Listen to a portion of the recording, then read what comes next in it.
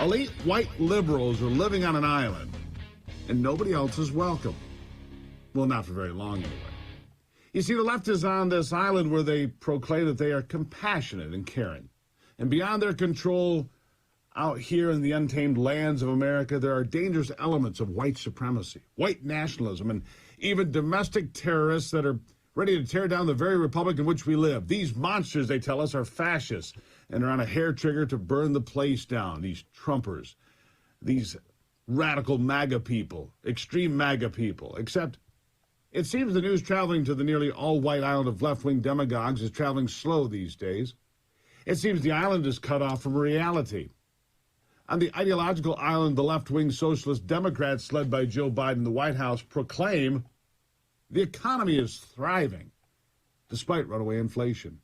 Nearly two-thirds of all Americans living paycheck to paycheck, and child poverty rates rising about 17% this year. That doesn't matter to them.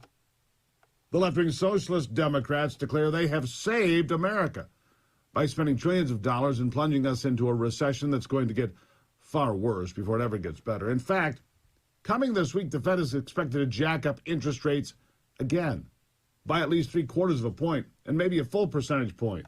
We'll have to wait and see, but either way, it will further slow the economy and inflict economic pain on America's middle and lower classes that are at least, well, they're the least likely to deal with it well. Last week, the left and the Socialist Democrats started taking victory laps on the very day that inflation year over year was pegged at 8.3%, and the price of food was up 13.5%. The biggest jump, by the way, since May of 1979. The left-wing socialist Democrats are truly living on an island far removed from the mainland in any sense of reality.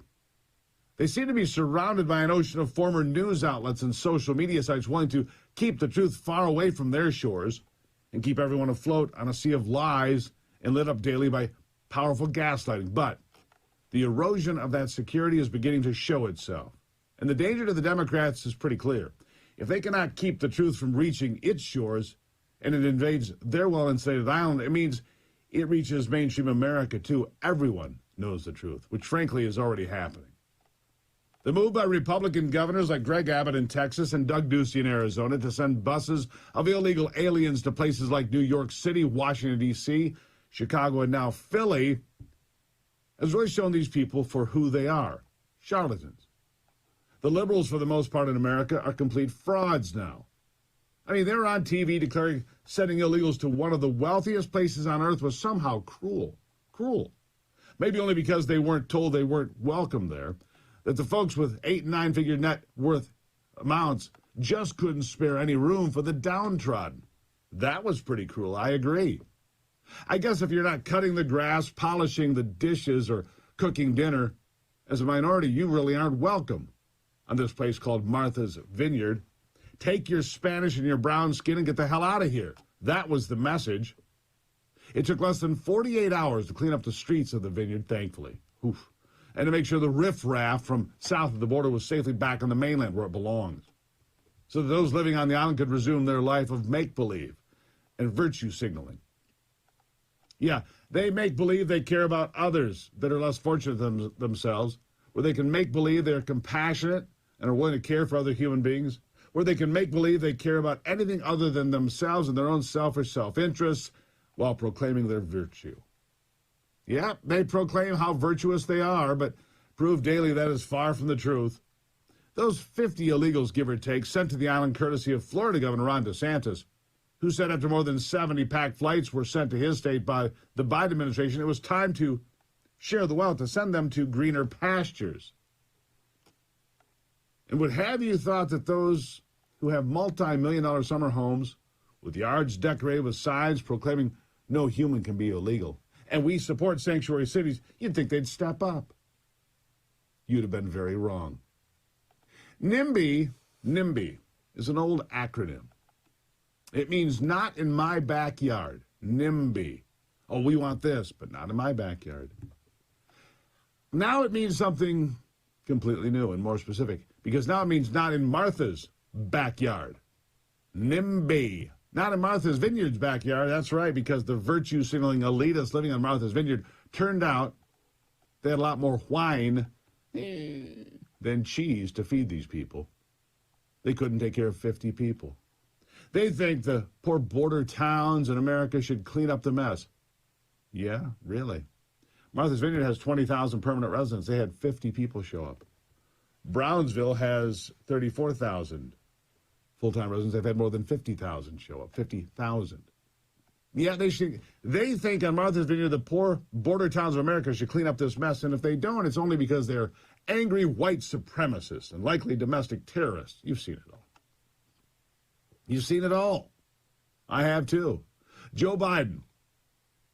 Let me remind you, Joe Biden, when running for president back in 2007, said no great country can remain so without having secure borders. Because we all know that. Even that little modicum of common sense entered his little pea brain. Listen to this. What do I think about the control of our borders? What would I do about it? Ladies and gentlemen, no great country can say it is secure without being able to control its borders, period. What I would do about it, or what I proposed to do about it almost 13 years ago. I would radically ramp up the number of border security guards we have, the use of electronic surveillance material we have to guard the border, and the number of what they call virtual fences. They're not literally fences. Virtual fences from aerostat balloons on to whereby we can control the border. Much, much better. Yeah. Much, much better. I guess he had a different opinion then about controlling the border. If you don't have borders, you don't have a country, right? And I've got a lot more. We're going to dig deep into this. Plus, the president was on 60 Minutes yesterday. In case you missed it, the president was on 60 Minutes. Yeah. Oh, he's a peach. He says that the economy is doing well. It just went up an inch. It's just barely.